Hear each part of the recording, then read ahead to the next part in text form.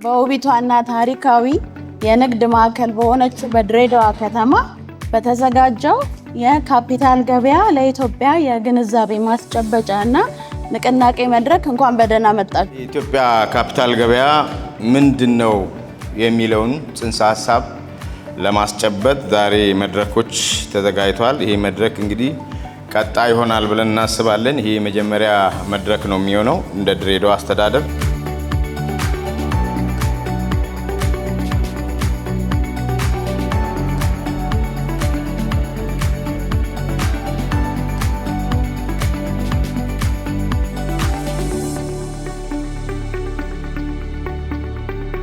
ለከፍተኛ ትምህርት ተቋማትና አጠቃላይ ከኖሌጅ ቢልዲንግ አንፃርስ ምን አይነት ፋይዳዎች ሊኖሩት ይችላሉ?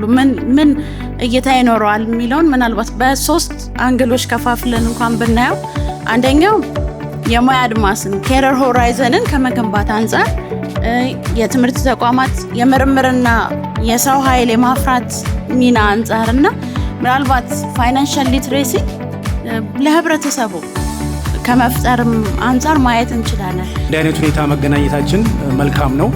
ይሄ ዘርፍ የብዙ የፋይናንሻል ፕሮብሌሞችን ችግር ይፈታል። የስራ ፈጣሪዎችን የፋይናንሻል እጥረት ያቃልላል።